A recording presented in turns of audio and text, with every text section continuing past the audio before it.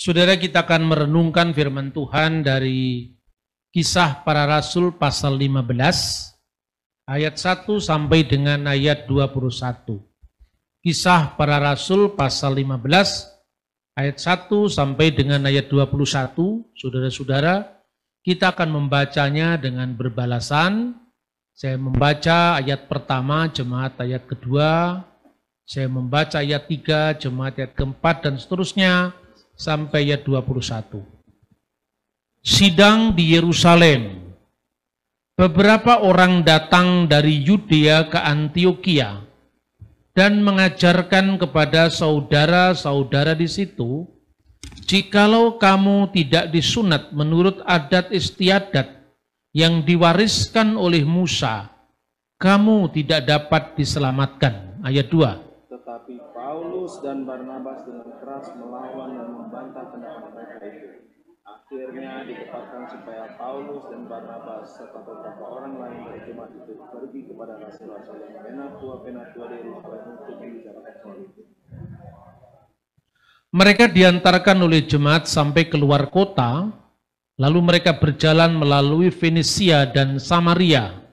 Dan di tempat-tempat itu mereka menceritakan tentang pertobatan orang-orang yang tidak mengenal Allah. Hal itu sangat menggembirakan hati saudara-saudara di situ. Di Yerusalem mereka disambut oleh jemaat dan rasul-rasul dan penatua-penatua. Lalu mereka menceritakan segala sesuatu yang Allah lakukan dengan perantara mereka.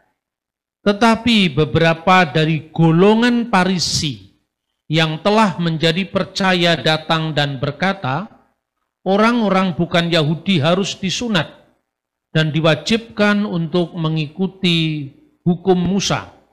Maka bersidanglah rasul-rasul dan penatua-penatua untuk membicarakan soal itu. Sesudah beberapa waktu lamanya berlangsung pertukaran pikiran mengenai soal itu, berdirilah Petrus dan berkata kepada mereka, "Hai saudara-saudara, kamu tahu bahwa sejak semula Allah memilih aku di antara kamu, supaya dengan perantaraan mulutku bangsa-bangsa lain mendengar berita Injil dan menjadi percaya. Dan Allah yang mengenal hati manusia telah menyatakan kehendaknya untuk menerima mereka, sebab Ia mengaruniakan Roh Kudus juga kepada mereka sama seperti kepada kita. Dan Ia sama sekali tidak mengadakan perbedaan antara kita dengan mereka sesudah Ia menyucikan hati mereka oleh iman. Kalau demikian, mengapa kamu mencobai Allah dengan meletakkan pada tumpuk murid-murid itu suatu hukum yang tidak dapat dipikul baik oleh nenek moyang kita maupun oleh kita sendiri. Sebaliknya, kita percaya bahwa oleh kasih karunia Tuhan Yesus Kristus, kita akan beroleh keselamatan sama seperti mereka juga. Maka diamlah seluruh umat itu, lalu mereka mendengarkan Paulus dan Barnabas menceritakan segala tanda dan mujizat yang dilakukan Allah dengan perantara mereka di tengah-tengah bangsa lain. Setelah Paulus dan Barnabas selesai berbicara, berkatalah Yakobus, "Hai saudara-saudara, dengarkanlah aku. Bahwa sejak semula Allah memberikan rahmat kepada bangsa-bangsa lain, yaitu dengan memilih suatu umat dari antara mereka bagi namanya. Hal itu sesuai dengan ucapan-ucapan para nabi seperti yang tertulis. Kemudian aku akan kembali dan membangunkan kembali Daud yang telah roboh, lalu Tuhannya akan dibangun kembali dan akan kuteguhkan. Supaya semua orang lain mencari Tuhan dan segala bangsa yang tidak mengenal Allah yang kusebut milikku, demikian firman Tuhan yang melakukan semuanya ini. Telah diketahui dari sejak semula. Sebab itu aku berpendapat bahwa kita tidak boleh menimbulkan kesulitan bagi mereka dari bangsa-bangsa lain yang berbalik kepada Allah.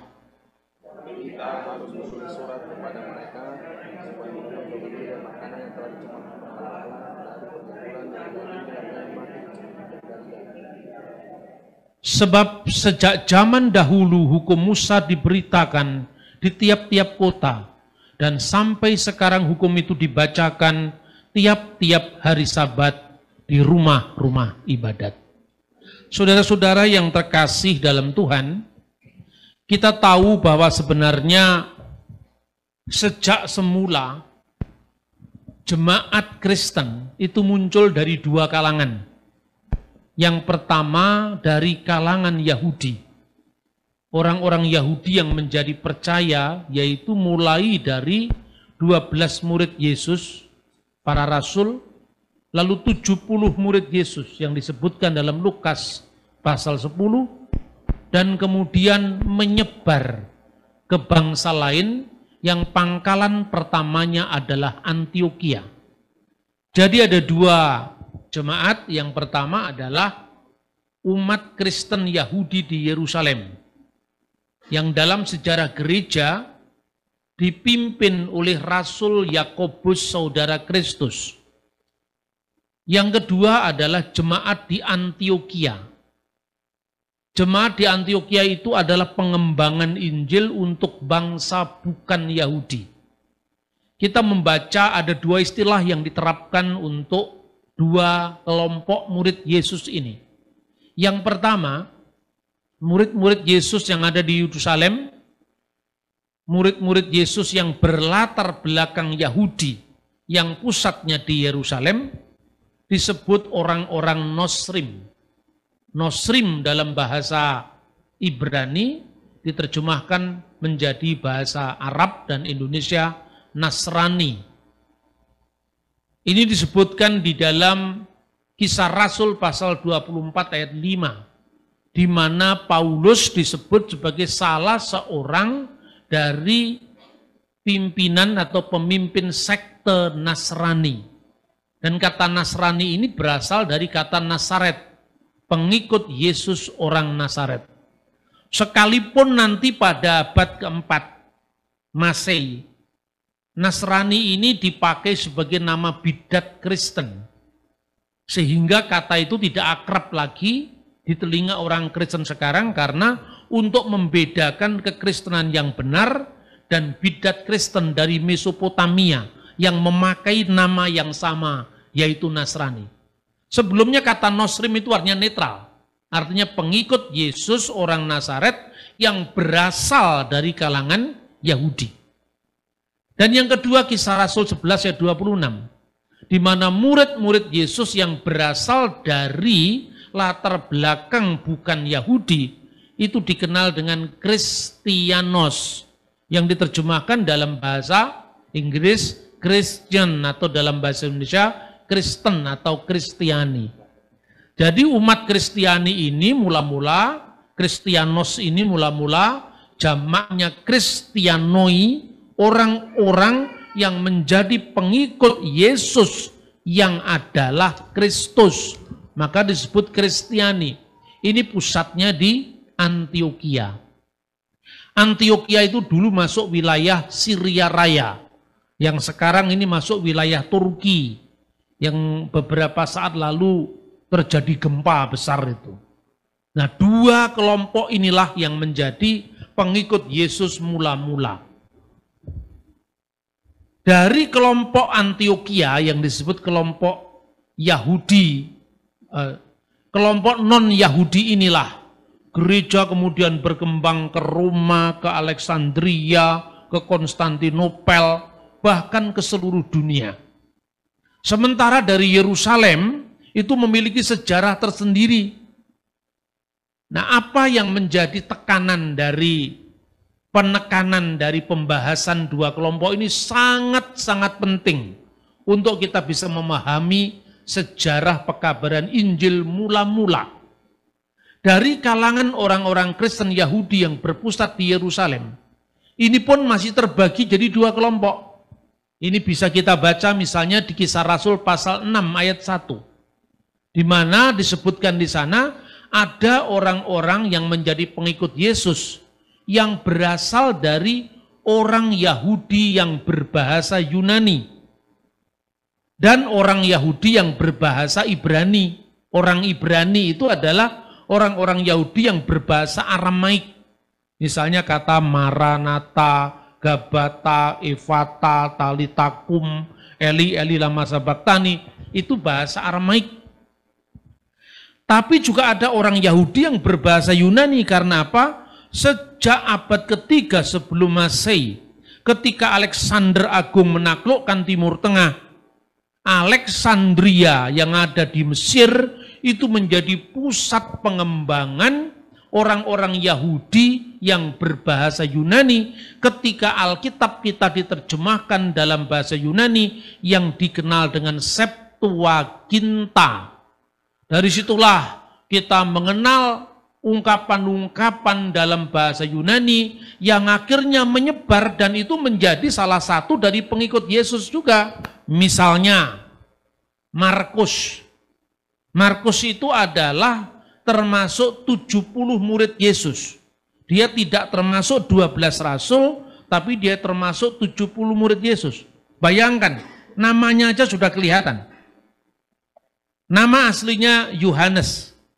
Yohanes itu ejaan Yunani dari kata Yohanan dalam bahasa Ibrani. Ibunya namanya Maryam, Maria. Disebutkan dalam Kisah Rasul pasal 10. Tapi dia disebut Markus. Markus itu bahasa Latin. Kalau waktu itu orang Yahudi namanya bahasa Latin, berarti dia orang terpelajar.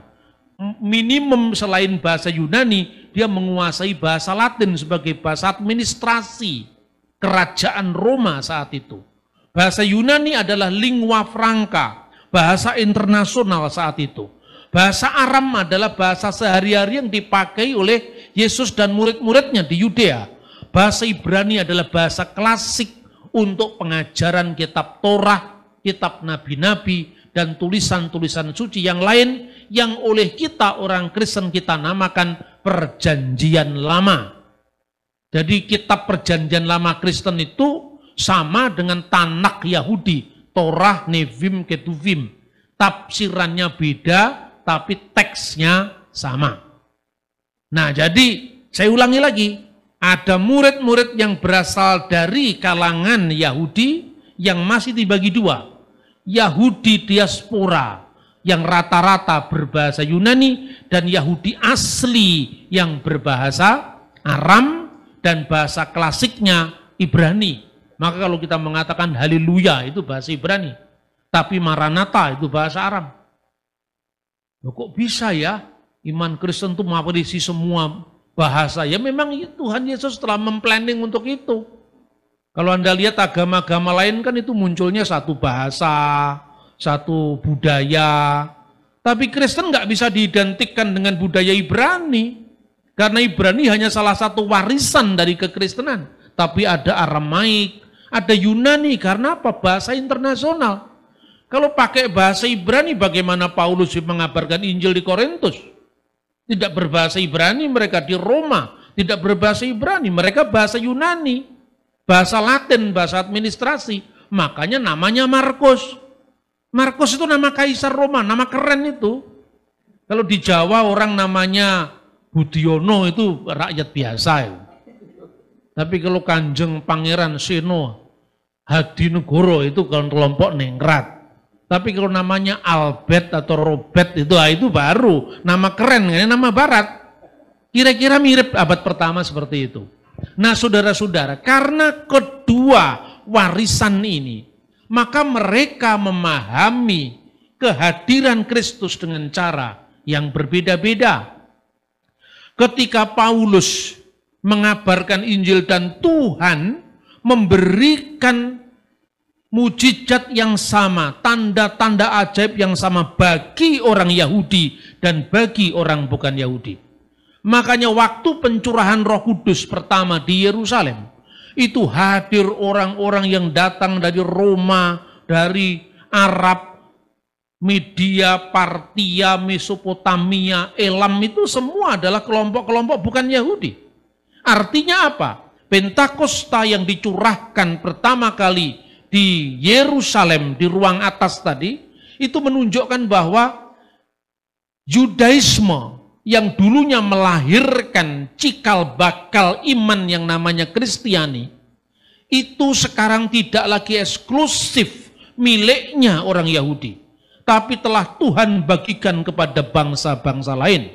Dan Tuhan sudah mempersiapkan itu, makanya Injil itu muncul dari masyarakat multilingual. Bukankah Yesus tidak berkarya di Yerusalem? Yang lebih mungkin. Tapi dia berkarya di Galilea, wilayah bangsa-bangsa.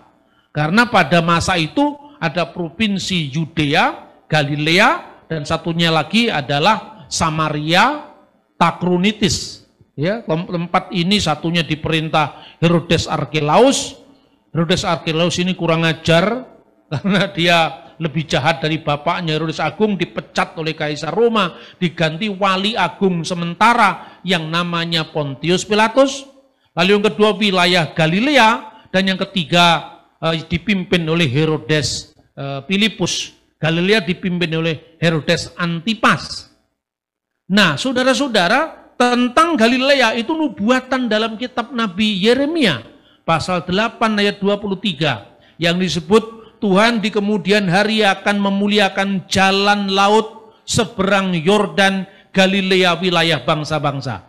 Dari situlah Injil dimulai, yaitu Injil dimulai di Gelil Hagoyim, Galilea, wilayah bangsa-bangsa. Oleh karena itu bahasanya juga multilingual. Ini bukan kebetulan. Semua ini adalah rancangan Tuhan. Maka begitu gereja berdiri, dia mewarisi warisan kebudayaan ini. Nah, karena mewarisi budaya yang berbeda, proses untuk saling mendewasakan diri itu terjadi. Apa yang pertama-tama memancing kontroversi itu? Pertama, orang-orang Farisi yang sudah menjadi percaya, karena waktu itu banyak orang-orang Farisi yang menjadi percaya. Sekte Yahudi itu ada Saduki, ada Farisi, ada Eseni yang meninggalkan bagi kita laut mati itu, penemuan naskah gulungan laut mati. Kemudian Farisi, setelah Farisi, dari Farisi itu muncul Nostrim, yaitu Nasrani tadi. Jadi kalau ada orang mengatakan Kristen itu nyolong kitabnya Yahudi, orang tidak ngerti sejarah. Ya toh, kecuali kalau Anda lahir di Cina memakai kitab Taurat, itu namanya nyolong kitabnya Yahudi. Namanya juga sama-sama Yudaisme, dan Farisi itu salah satu varian dari Yudaisme. Ada Eseni, ada Saduki. Sadukinya punah karena bait Allah sudah punah, mereka kehilangan pekerjaan. Kan biasanya kan menjadi imam besar, penguasa bait Allah hancur tahun 70, hilang orang Saduki. Eseni dihancurkan Roma tahun 68 Masehi. Tinggal dua sekarang, yaitu Farisi yang kemudian mereformasi diri sejak abad kedua, sejak zamannya Rabi Yohanan ben Zakkai, pasca runtuhnya bait Allah di Yerusalem, itulah yang sekarang disebut Yahudi Rabinik. Sementara satunya lagi kelompok pengikut Yesus dari Nazaret, itulah Kristen. Jadi sama-sama Yahudi mula-mula. Tidak ada yang colong-menyolong itu. Ini memang mulutnya kaum polemikus itu memang tidak terdidik.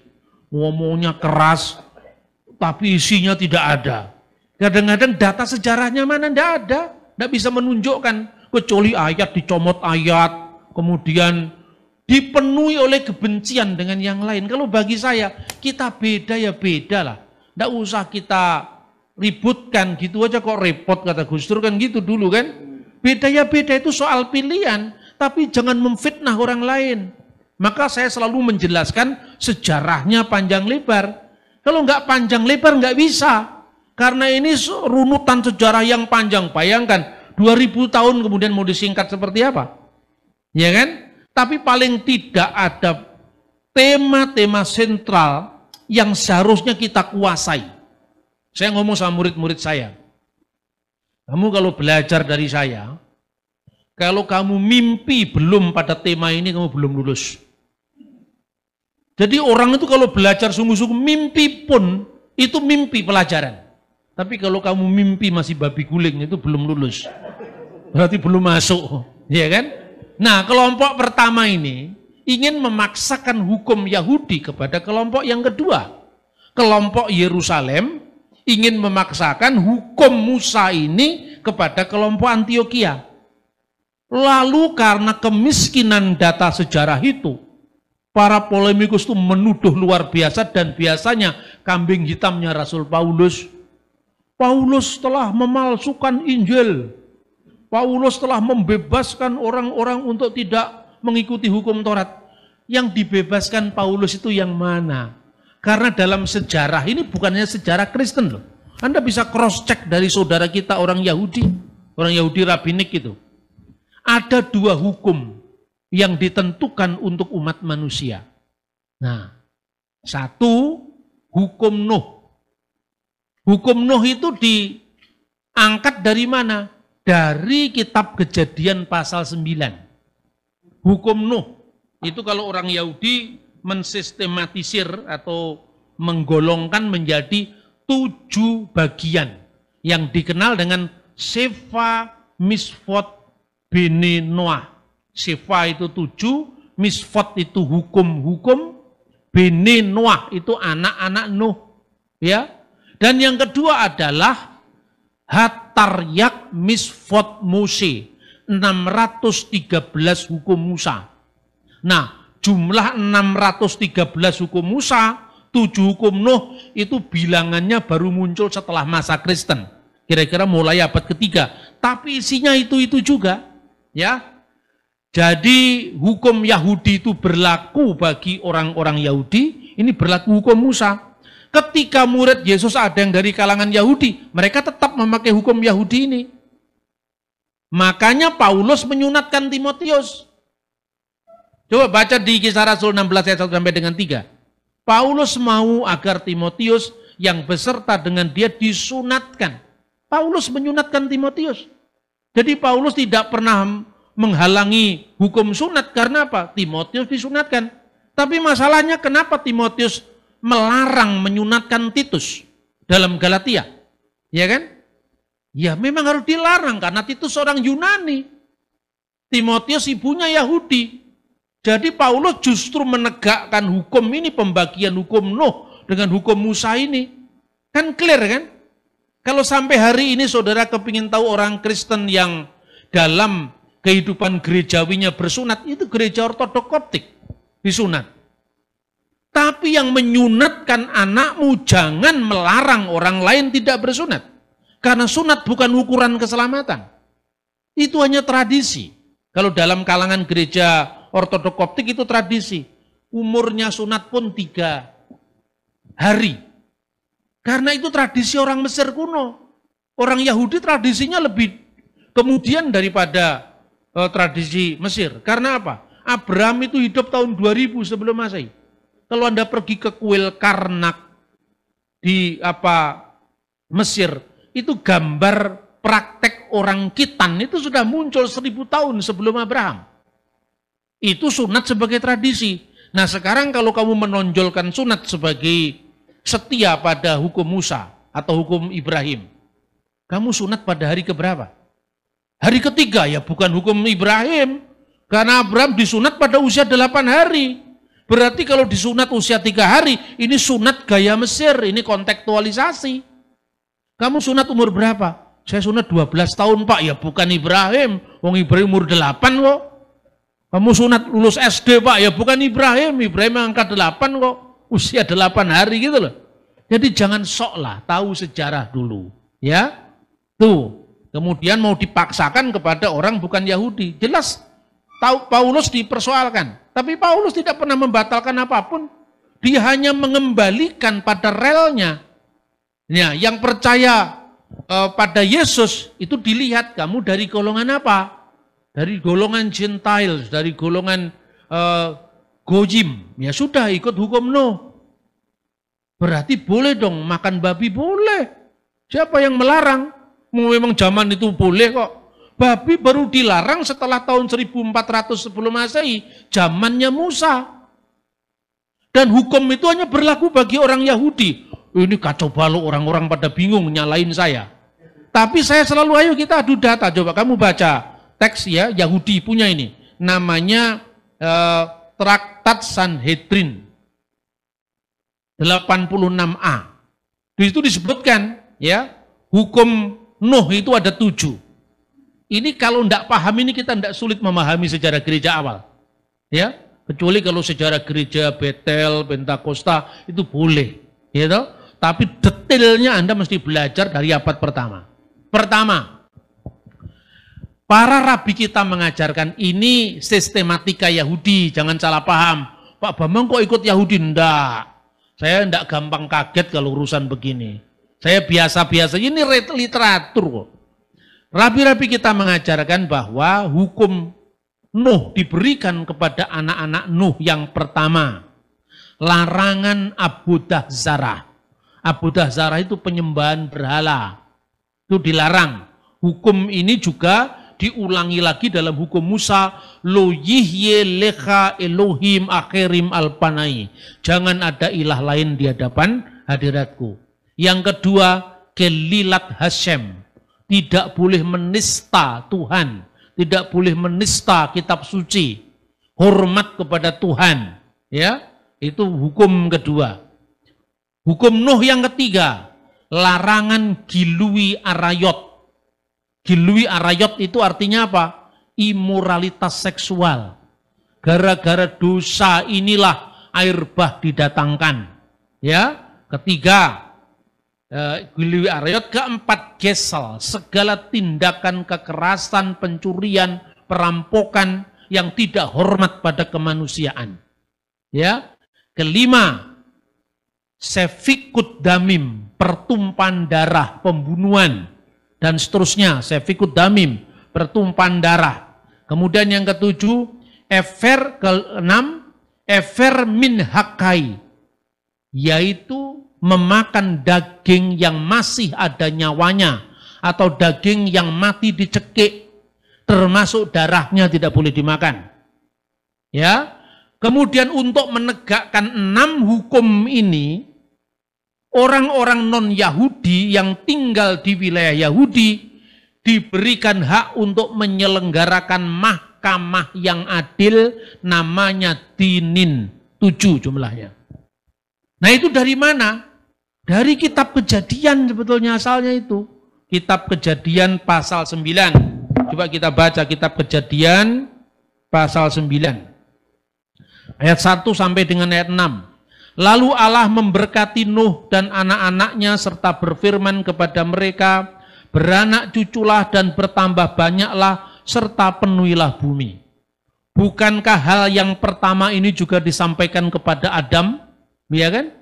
Tapi karena umat manusia waktu itu dilanda air bah dan tinggal Nuh dan anak-anaknya, maka Nuh menjadi Adam yang baru. Nah, dalam hukum yang ditulis dalam ayat 1 ini, di sini sudah termaktub kalau dalam sistematik Yahudi, larangan penyembahan berhala, karena Allah adalah satu-satunya yang memberikan hukum aturan pada manusia, tidak ada ilah yang lain. Yang kedua, hormat kepada Tuhan dan firman-Nya, makanya ini termasuk kelilat Hashem, hormat kepada Tuhan. Kemudian juga karena ini landasan hukum moral bagi Nuh dan anak-anaknya untuk beranak cucu melalui perkawinan, tidak lewat perzinahan, ya, hormat kepada keluarga, maka di sini masuk dari larangan yang namanya gilui arayot. Ayat 2. Akan takut dan akan gentar kepadamu segala binatang di bumi dan segala burung di udara, segala yang bergerak di muka bumi dan segala ikan di laut, ke dalam tanganmu lah semuanya kuserahkan.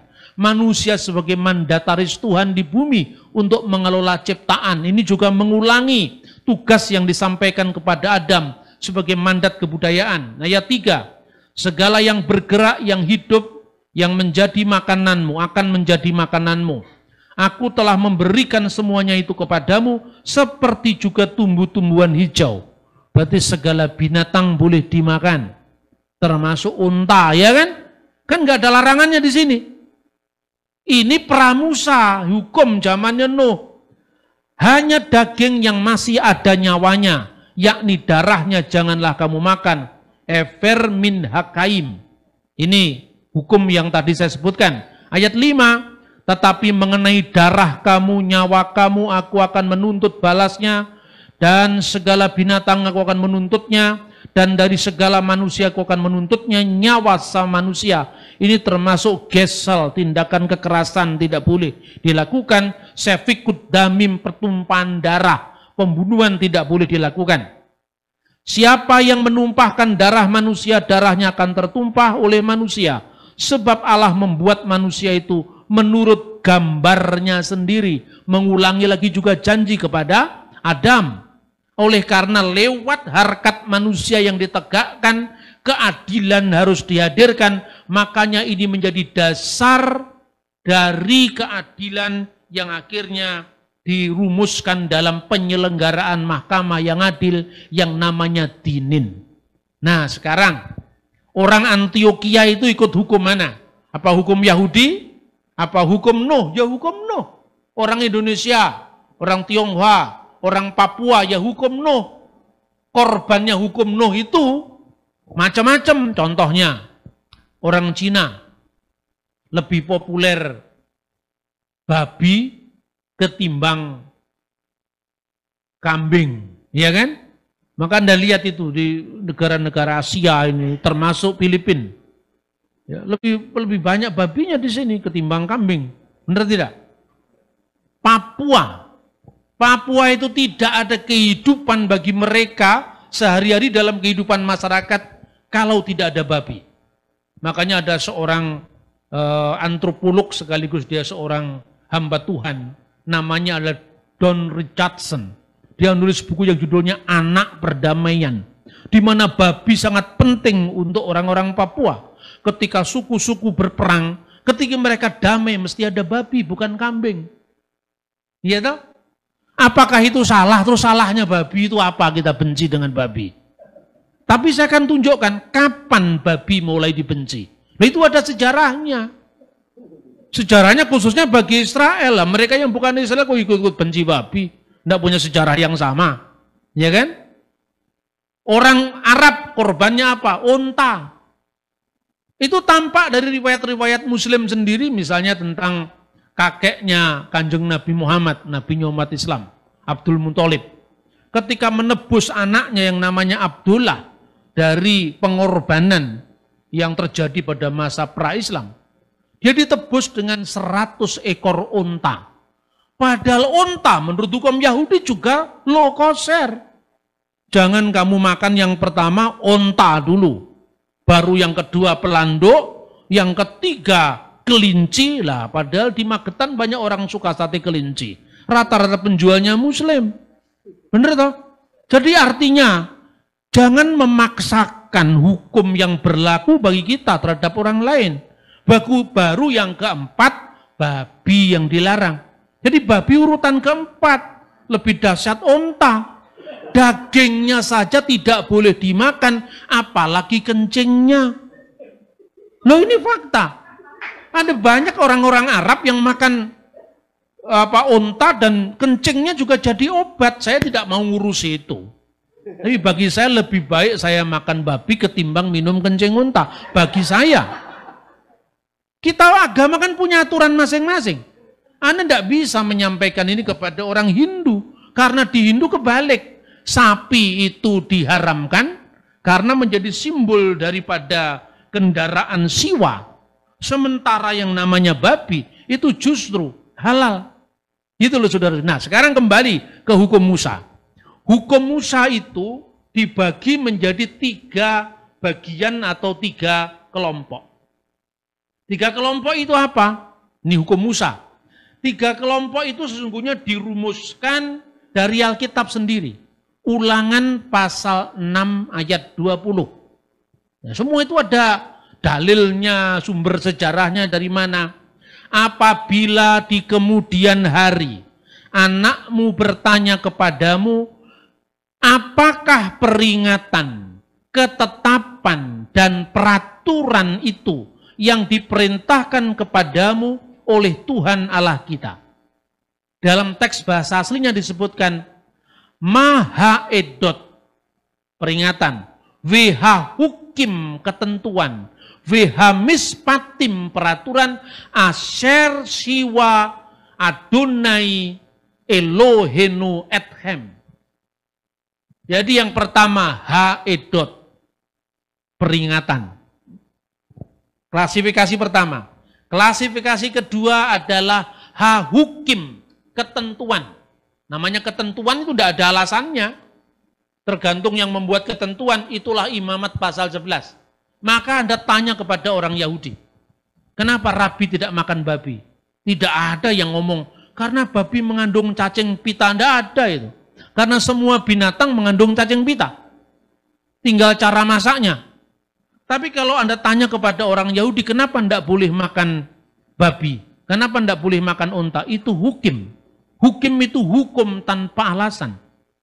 Yang diandalkan ketaatan kita kepada Tuhan. Itu mirip dengan ini.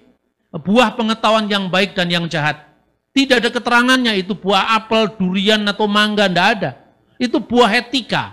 Makanya disebut yang baik dan yang jahat. Ya kan? Yang ketiga mispatim. Mispatim itu hukum universal. Misalnya, jangan membunuh, jangan berzina. Itu juga terkandung dalam hukum Nuh tadi. Makanya di mana orang membunuh, agama apapun juga menyalahkan itu. Kecuali yang sudah kerasukan iblis, seperti ISIS itu misalnya. Lain lagi, sekalipun kaum beragama, tapi sudah kerasukan iblis, itu lain lagi. Tapi semua universal, berzina, membunuh, itu dilarang. Itu yang namanya mispatim. Yang kedua, itu nama yang tadi yang saya sampaikan itu tadi, namanya edot. Edot itu hukum peringatan. Misalnya peringatan. Kita bisa membaca di dalam kitab Keluaran ya. Peringatan Keluaran pasal 23:19. Janganlah kau masak anak kambing dalam susu induknya. Janganlah kau masak anak kambing bersama susu induknya. Kemudian contoh yang lain, Kejadian 32:32. Itulah sebabnya sampai sekarang orang Israel tidak memakan daging yang menutupi sendi pangkal paha, karena dia telah memukul sendi pangkal paha Yakub pada otot pangkal pahanya. Ini enggak boleh. Tapi enggak boleh untuk siapa? Hanya untuk orang Yahudi, orang Israel. Kenapa? Yang namanya daging bersama susu induknya itu adalah basar, ya basar itu daging ya, bahalaf, daging bersama susunya itu tidak boleh. Karena apa?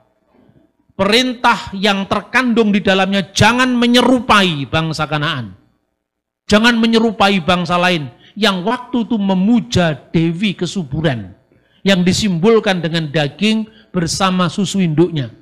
Orang Israel dikuduskan. Dikuduskan itu bukan berarti Israel suci, Israel sempurna, tidak. Dikuduskan itu maknanya disendirikan, dipilih, dipisahkan dari yang lain. Israel nyatanya tegar tengkuk.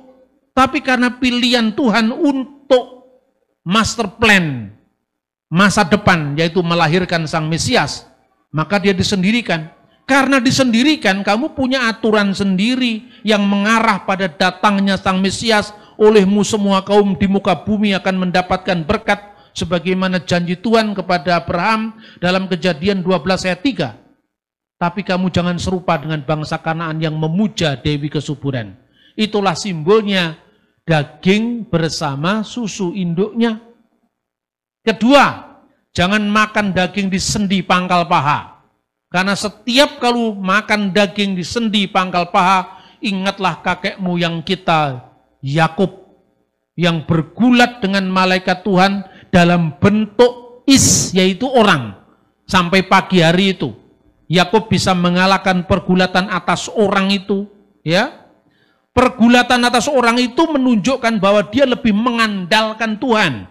Makanya dikasih judul bergulat dengan Allah, itu bukan berarti gelut dengan Gusti Allah, itu tidak. Di Alkitab sendiri mengatakan dia bergulat dengan orang itu. Itu bahasa Ibrani orang. Orang itu. Yakub menang tapi dipukul pangkal pahanya. Jadi setiap kali kamu makan daging di pangkal paha, ingat perjuangan nenek moyang kita Yakub. Tandailah itu kegigihan Yakub. Tapi kalau nenek moyangmu Suromenggolo, ngapain ikut hukum Yahudi? Orang Ponorogo nenek moyangnya Suromenggolo, orang Manado nenek moyangnya Rorim Pande, ngurus siapa kita? nggak pernah kakek moyang kita dipukul pangkal pahanya. Ini membaca hukum secara kontekstual. Ini yang namanya edot, ya kan? Yang kedua tadi adalah hukim. Hukum itu imamat pasal 11. Hukumnya uraikan sama orang Yahudi, para rabi-rabi kemudian, sejak munculnya Yahudi Rabinik menjadi 613. Seperti jumlah bijinya delima. Delima itu bijinya itu 613. Dan itu simbol dari Taryak Misfot Muse. Simbol dari hukum Musa. Tapi saya tidak tahu delima di sini jumlahnya berapa. Saya pernah menghitung sendiri di Israel. Jumlahnya 613. Apa itu kebetulan atau tidak saya tidak ngerti. Saya ketemu sama teman saya Yahudi. Kenapa delima ini menjadi salah satu buah yang dimaknai khusus bagi orang Yahudi, termasuk 7 buah yang dimuliakan di Israel atau dihormati di Israel. Karena itu simbol daripada hukum Musa. Buktinya apa? Jumlah bijinya 613, sesuai dengan 6+13 hukum Musa. Saya buka sendiri itu, saya beli itu. Saya hitung satu sampai ngantuk saya. 613 jumlahnya. Nah kita tidak usah kagetan. Wow sekarang mari kita sembah buah delima, jangan begitu. Ini simbol. Orang Indonesia itu suka kagetan. Ini kok sudah kagetan Yesus ditinggal. Benar apa tidak? Makanya perbanyak referensi agar tidak kagetan. Ojo kagetan, ojo gumunan, ojo aleman, ojo goblok. Yang terakhir itu tidak enak. Saudara-saudara ya, ini hukum yang berlaku bagi dua kelompok ini. Makanya orang Yahudi itu Anda benci apapun sama negara Israel. Tapi nyatanya dia lebih demokratis dari kita. Ini ada yang mengatakan katanya penginjilan dilarang. Itu sebetulnya tidak seperti itu kejadiannya. Ada salah satu anggota parlemen dari kelompok ultra ortodoks Yahudi yang mengusulkan, itu belum jadi undang-undang itu. Tapi undang-undang itu tidak pernah direalisasikan jadi undang-undang beneran. Karena apa? Kita harus introspeksi juga. Karena orang-orang Kristen itu liberal sekali dalam pola tindakannya, itu biasanya orang-orang barat. Datang ke jalan-jalan di Ben Yehuda, di Tel Aviv, orang ditanya, apa pendapatmu tentang Yesaya pasal 53? Lah itu kan juga mengganggu kenyamanan umum kan. Nah, kita orang Kristen juga jangan harus seenaknya sendiri. Kita harus menghormati privasi orang Yahudi. Di jalan-jalan itu bukan tempatnya orang nanya-nanya Yesaya 53 apa. Itu kan bukan cara yang santun, bukan caranya kaum priayi itu. Kalau di Jawa namanya caranya wong pidak bedarakan, simbolnya buto cakil. Itu ndak santun. Orang santun itu seperti apa ya? Ya air beriak tanda tak dalam itu kan banyak orang yang ngomongnya besar-besar itu kan rata-rata ndak ada isinya. Sebab kalau ada isinya dia semakin menunduk seperti padi. Nah ini kalau versi saya, makanya kalau saya itu punya filosofi yang namanya S3. S3 itu bahasa Jawa itu. Tidak bisa diterjemahkan dalam bahasa lain. Sluman, slumun, selamat. What is the meaning of sluman, slumun, selamat? Saya tidak bisa menerjemahkan dalam bahasa Inggris. Jadi orang itu cerdik seperti ular, tulus seperti merpati. Tapi konteks budayanya harus kita paham. Kalau orang Yahudi di tengah-tengah kerja keras seperti itu, kehidupan itu mengalir. Terus kemudian Anda ganggu di jalan-jalan, Anda pakai speaker begini. Percayalah pada Tuhan Yesus di jalan-jalan. Itu kan budaya barat, bukan budaya timur. Nah ini kritik saya ke dalam ya. Kritik saya ke dalam. Tapi saya mau tunjukkan bahwa di Israel, Anda bisa makan di KFC yang kosher dan KFC yang low kosher. Low kosher itu tidak boleh dimakan, tidak layak dimakan bagi orang Yahudi. Misalnya, ada McD, ada KFC, Anda bisa menandai. KFC yang biasanya berwarna merah, McD yang berwarna merah, itu ditulis low kosher. Tidak layak dimakan oleh orang Yahudi. Tapi berdampingan dengan KFC atau McD, yang berwarna biru yang ditulis kosher, yang halal, yang boleh dimakan bagi Yahudi. Dan kosher itu lebih daripada halalnya Islam. Karena apa? Anda kalau pagi-pagi makan di hotel, tidak pernah daging dicampur dengan susu. Pernah Anda lihat? Tidak pernah, paling-paling hanya ada telur, tidak ada daging. Ya kan? Kalau pagi. Karena apa? Itu melarang yang dilarang oleh Keluaran pasal 23:19 tadi. Jangan makan daging kambing bersama susu induknya. Daging bersama susu induknya. Yang disebut basar, behalef tadi. Tidak boleh dimakan. Tapi bisa bisa berdiri berdampingan. Antara yang kosher dan low kosher. Jadi kalau kamu orang bule, makan burger dicampur dengan kejunya, itu kan low kosher. Boleh. Tapi kalau orang Yahudi nggak boleh dicampur. Daging ya daging, susu ya susu. Alangkah kalau Indonesia itu hidup kayak Israel. Jangan ke susu mengutuk dulu. Orang hanya pertandingan olahraga aja ramenya setengah mati. Urusannya Bang Palestina juga nggak keberatan. Iya kan? Kita ini kan suka bangsa overacting. Apalagi kalau tahun politik itu banyak manusia jahat yang sedang manggung. Untuk kepentingan politik tertentu. Itu tidak baik mengorbankan kesatuan kita sebagai bangsa, bahkan persaudaraan kemanusiaan. Saya tidak hanya ngeritik orang di luar Kristen loh. Di Kristen juga saya kritik. Di Israel yang namanya gereja Katolik ya, itu kan ada yang dari latar belakang orang Yahudi di Polandia di mana. Malah dapat diizinkan oleh pemerintah. Namanya Katulim Ifrim. Orang-orang Ibrani Katolik.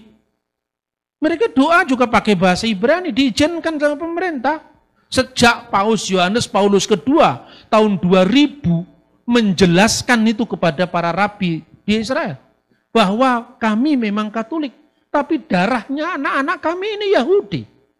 Masa mereka tidak boleh mengikatkan kebanggaan kepada bangsanya ketika kisah Keluaran itu menjadi pengalaman yang luar biasa bagi orang Yahudi. Para rabi pun juga akhirnya memahami bahwa apa yang dikatakan Paus, kalau Anda berdarah Yahudi, kemudian mendengar kisah Keluaran, akulah Tuhan Allahmu yang membawa engkau keluar dari tanah Mesir, dari tempat perbudakan. Anoki Adonai Eloheka Aser Hosetika Me'aret Misrayim Mibet Abadim. Siapa yang tidak bergetar hatimu sebagai orang Yahudi? Karena ini sejarah bangsamu. Begitu juga orang Indonesia ketika mendengar bahwa proklamasi kami bangsa Indonesia. Bergetar hati kita karena nasionalisme kita. Tidak bolehkah orang Katolik yang punya darah Yahudi mengungkapkan nasionalisme kepada bangsanya? Paham dengan dialog, bukan dengan konfrontasi, bukan nyebar traktat, bukan bikin siaran pakai speaker di jalan-jalan. Itu cara yang tidak wise itu. Dan akhirnya boleh.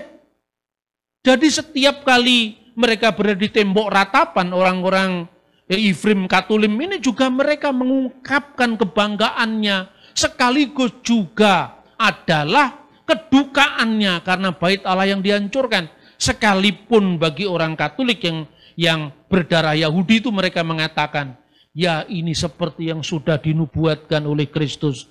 Tidak satupun batu terletak di atas batu yang lain, semua diratakan. Tapi ada ikatan persaudaraan kebangsaan.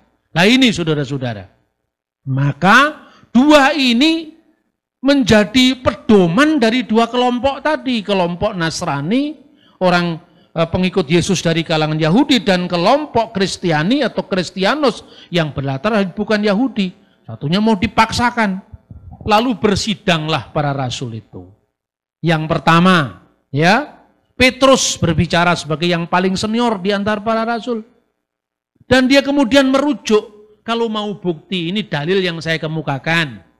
Ini dasar Alkitab yang saya kemukakan. Tapi kalau mau bukti, Roh Kudus dicurahkan kepada orang yang bukan Yahudi.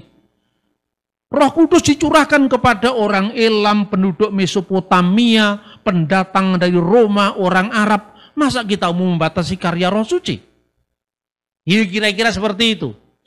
Untuk lebih jelasnya silahkan Paulus sama Barnabas bersaksi. Bagaimana juga Roh Kudus tidak pilih kasih. Tuhan tidak pilih-pilih, bangsa lain pun dilawat. Setelah Paulus dan Barnabas bersaksi, baru Yakobus yang adalah episkopos Yerusalem Dia adalah rasul bagi orang-orang yang bersunat di Yerusalem, merujuk kepada apa yang dikatakan Simon, merujuk kepada apa yang diceritakan oleh Paulus dan Barnabas, dan dia mengatakan, kita harus mengecualikan mereka saja dari satu, supaya mereka menjauhi daging yang dipersembahkan kepada berhala. Ini apa artinya? Abudah Zara. Ya, termasuk kelilat Hashem, hormat kepada Tuhan. Makanya jangan menyekutukan Tuhan dengan ilah-ilah yang lain. Kemudian dari percabulan, itu termasuk hukum yang namanya Gilui Arayot tadi. Kemudian dari darah, artinya dari tindakan kekerasan, pembunuhan, termasuk gesel dan sefikud damim. Kemudian jangan memakan binatang yang mati, dicekik. Itu yang disebut ever min hakai.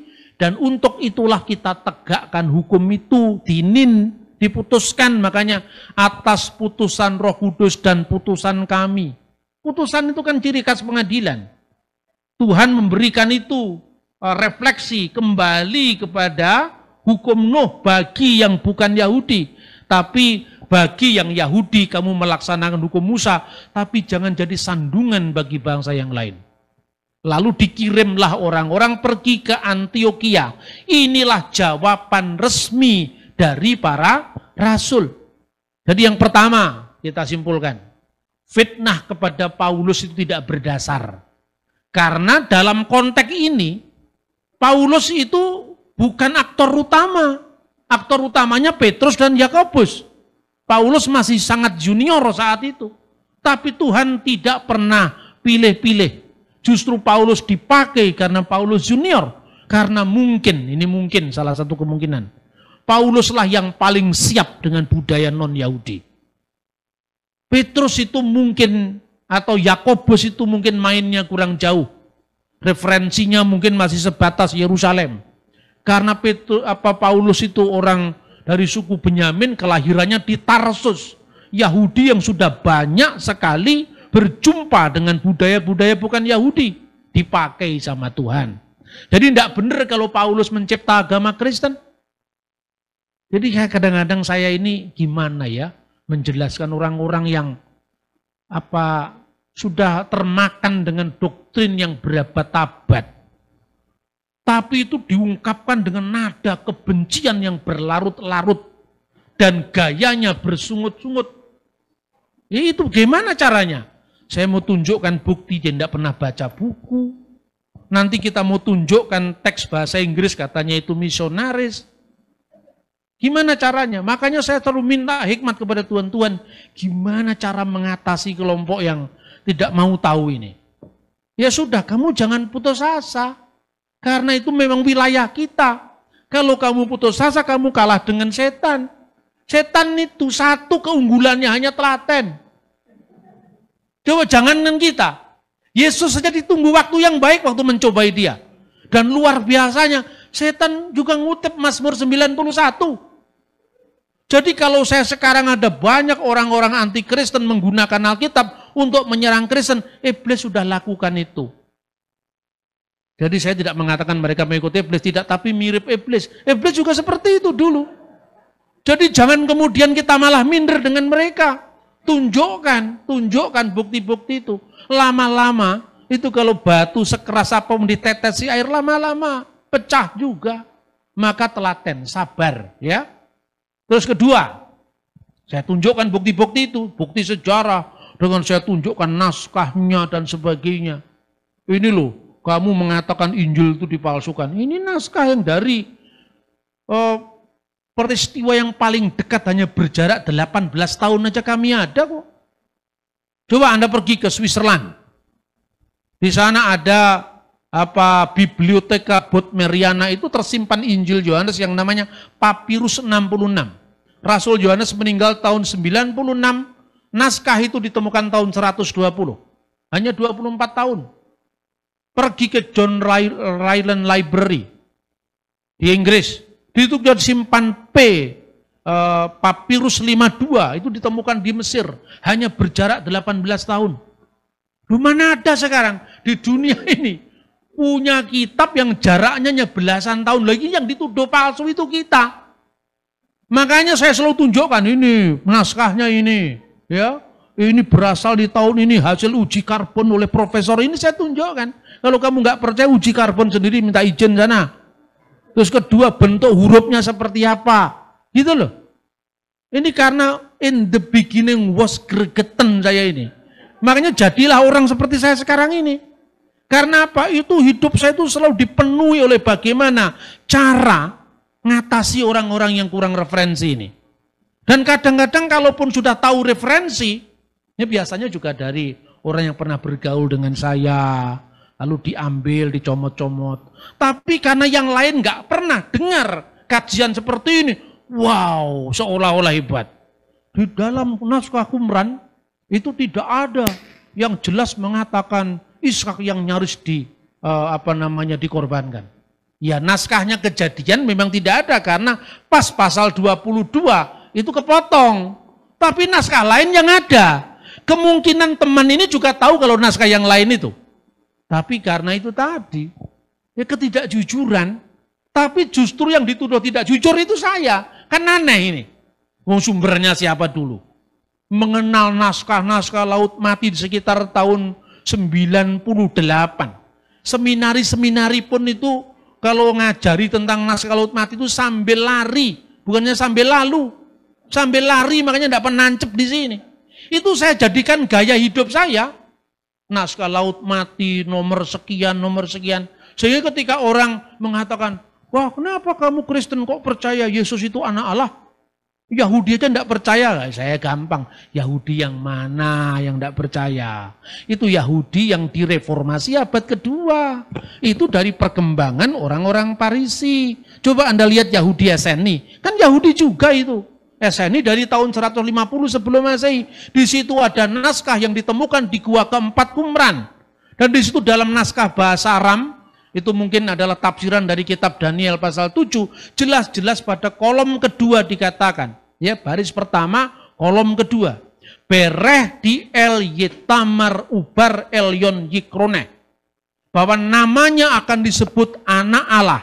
Mereka akan memanggilnya anak Allah yang maha tinggi. Bandingkan dengan Lukas pasal 1 ayat 35. Loh, jadi anak Allah juga, ya maka mainnya kurang jauh. Bahwa soal kemudian Kristen berbeda pendapat dengan Yahudi, kita berasal di rahim yang sama, dari kitab suci yang sama, sekalipun tafsirannya berbeda, ketimbang kalau orang yang muncul dari rahim yang lain, rahim budaya yang lain, Hindu, Buddha, Konghucu, tiba-tiba ngutip Taurat itu alasannya apa? Kan gitu kan?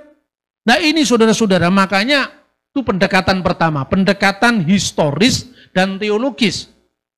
Karena kalau pendekatan teologis saja tidak cukup. Mengapa tidak cukup?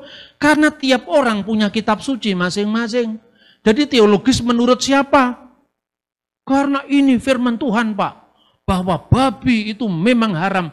Ya haram bagi firman Tuhannya orang Islam. Tapi tidak bagi Tuhannya orang Hindu. Kita kan Bhinneka Tunggal Ika.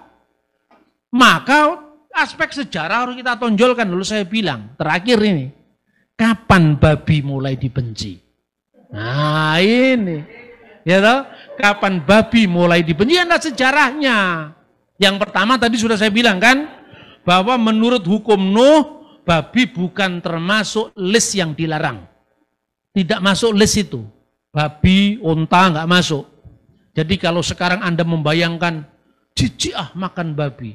Anda bayangkan kira-kira kalau orang lain jijik minum kencing unta, apakah itu punya hak yang sama dengan kejijikanmu memakan daging babi? Kan gitu kan? Makanya untuk membebaskan dari subjektivitas keagamaan semacam ini, saya lewat pendekatan budaya. Pendekatan budaya misalnya gini. Ini sekarang ngomong bangsa kita dulu, baru kita ngomong Israel ya. Satu. Anda pernah datang ke Candi Borobudur? Pernah lihat relief-reliefnya? Oh enggak, itu hanya sekilas. Biasanya gitu. Anda cari namanya relief Karma Wibangga.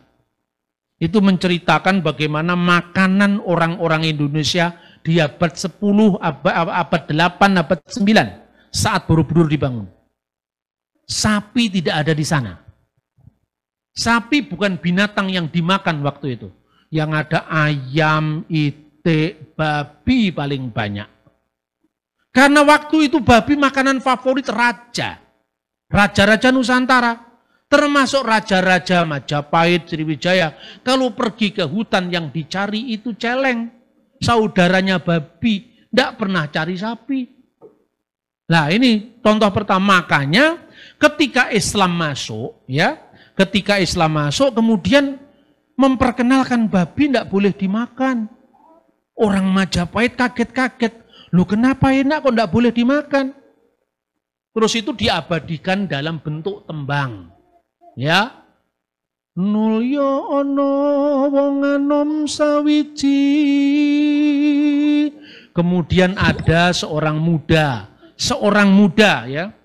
Moro ngucap maring putra Cempo.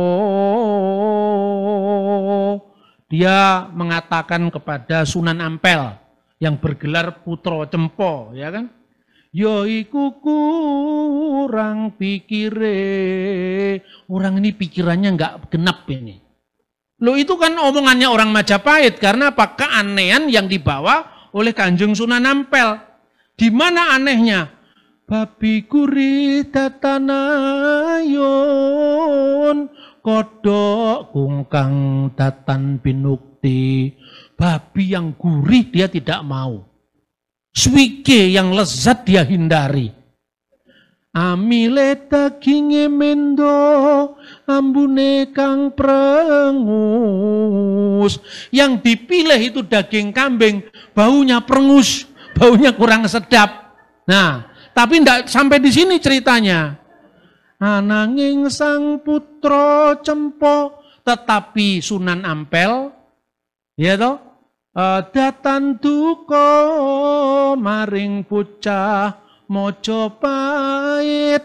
Dia tidak marah dengan anak muda Majapahit. Sebab apa? Karena umurnya masih muda. Lare isih nem-neman. Coba. Kalau saya nembang begini kan orang lain nggak bisa marah. Loh saya cuma mengutip tembang. Kalau kamu marah sama saya itu marah kepada penulis Babat Tanah Jawi itu. Itu termasuk warisan budaya bangsa itu. Yang di sana Sunan Ampel dianggap aneh. Seaneh itulah ketika Anda belajar dari orang-orang luar kemudian masuk ke Indonesia.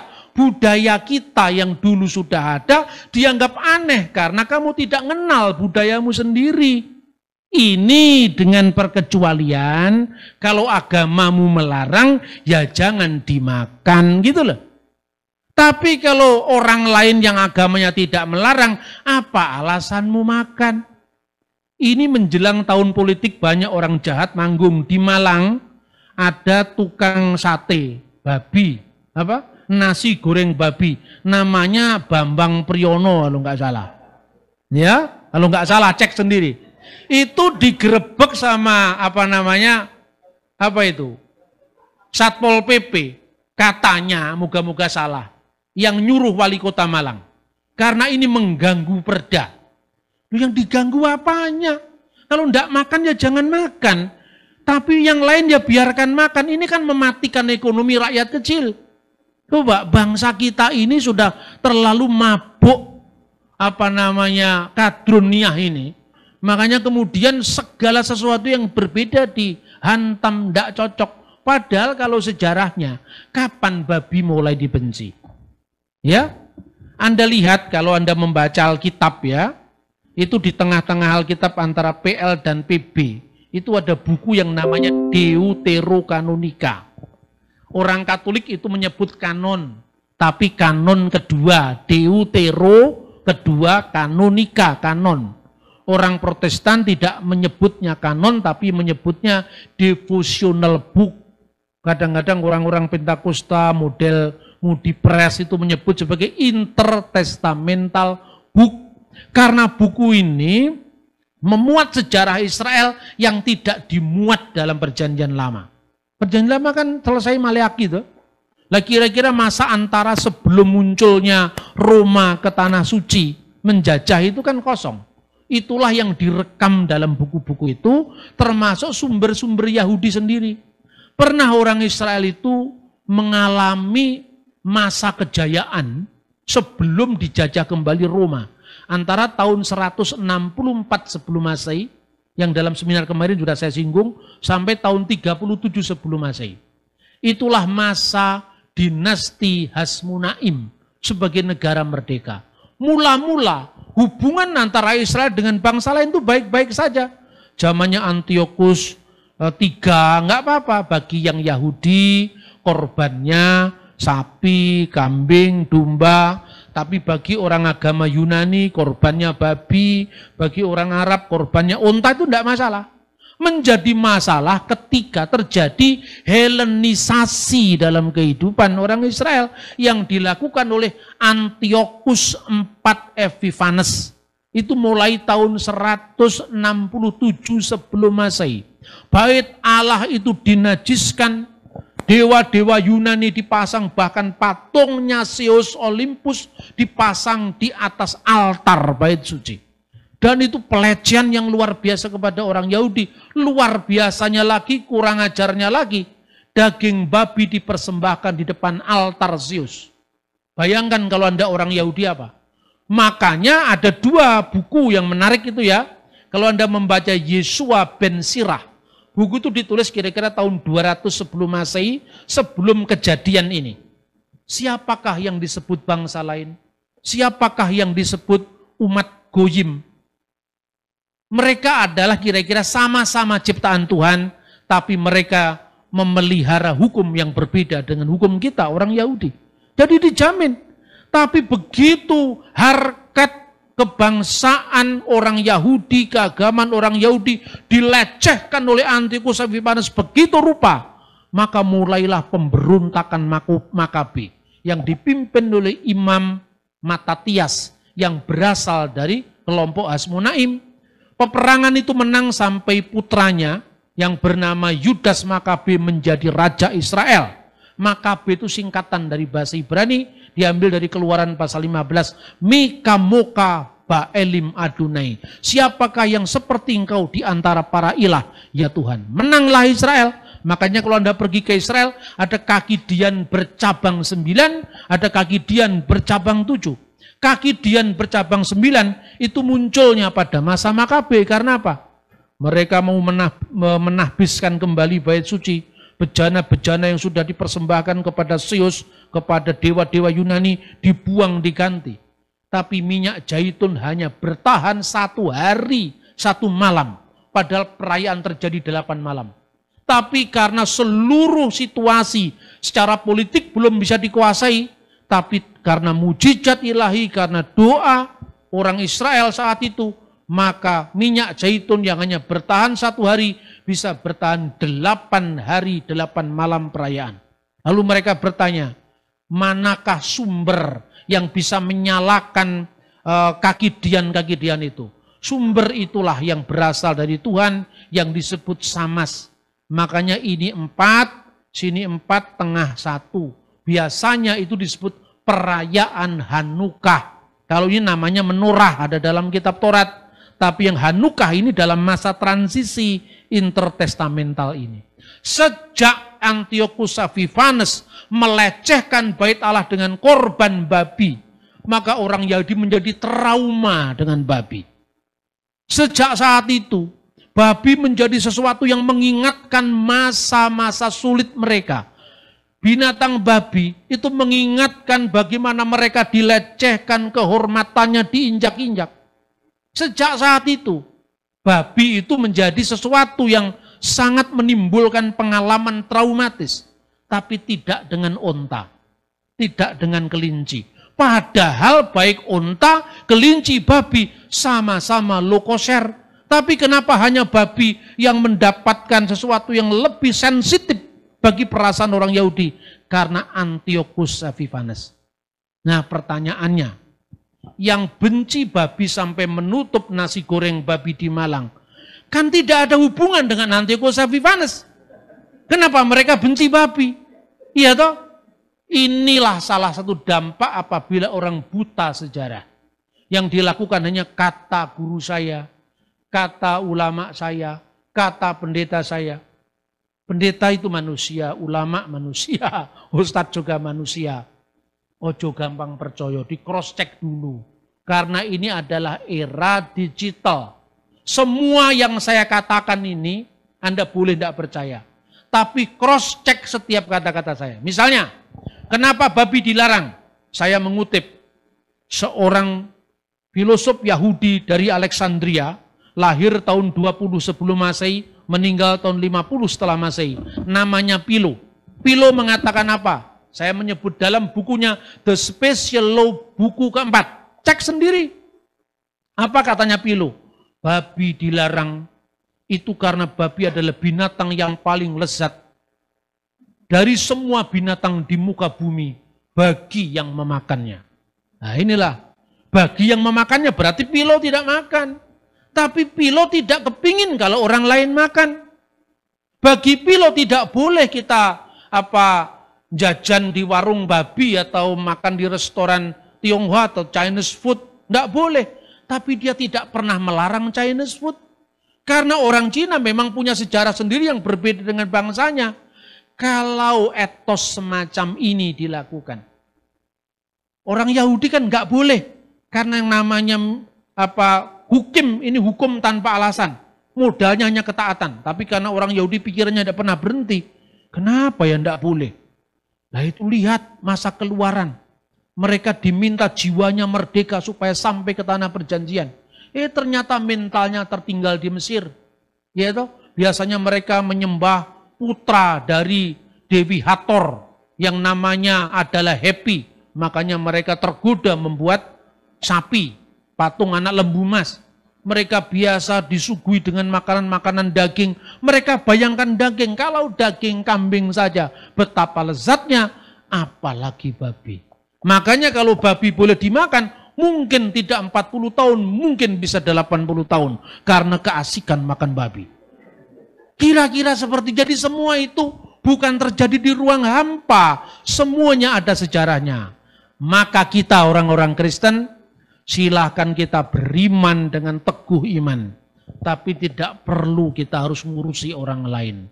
Kecuali terpaksa. Karena urusan ini kan urusan bangsa, urusan negara, urusan masyarakat bersama. Dan yang lebih-lebih ketika iman kita disalahpahami adalah hak jawab kita untuk menyampaikan apa yang kita yakini, tidak seperti yang dituduhkan banyak orang. Dan yang ketiga, apapun perbedaan kita, kalau tidak ketemu di satu aspek teologi, kita bisa bertemu di kemanusiaan. Karena kriteria kebenaran itu dia hanya satu. Ada ortodoksia, kebenaran ajaran. Ada ortolatria, kebenaran dalam penyembahan. Karena kebenaran ajaran kan berkaitan dengan penyembahan. Yang ketiga, ortopraksia. Inilah wilayah bersama yang bisa kita uji. Dari buahnya lah kamu akan mengenal. Itu yang diberikan kepada dari ortopraksinya. Yesus memuji orang Samaria. Sekalipun dia mengatakan, kamu menyembah Allah yang tidak kamu kenal. Kami menyembah Allah yang kami kenal. Karena keselamatan datang dari bangsa Yahudi. Ortodoksinya dikritik, tetapi ortopraksinya dipuji. Jadi kalau Anda tidak bisa ketemu dengan saudaramu Muslim, Hindu, Buddha, ketemulah dalam ortopraksi. Buah-buah roh, kelakuan yang baik misalnya. Kalau dengan orang Farisi, Yesus mengatakan telah duduk di atas kursi Musa. Berarti secara metodologi pengajaran, ortodoksinya betul. Tetapi kelakuannya tidak benar. Makanya kalau mereka ngajar kamu dengarkan. Tapi kalau mereka punya kelakuan jangan kamu contoh. Nah kalau saudara tidak bisa ketemu pada kebenaran ajaran, serahkanlah kepada Roh Kudus yang membimbing kepada seluruh kebenaran. Tetapi jangan jemu-jemu untuk berbuat baik, menyatakan kebaikan Kristus kepada semua orang, apapun agamanya. Inilah pesan yang disampaikan melalui sidang para rasul itu, sehingga iman kami tidak menjadi batu sandungan bagi yang lain. Kiranya firman Tuhan itu semakin memperlengkapi kita dalam iman percaya kita, dalam mengiring Yesus Kristus sampai akhir.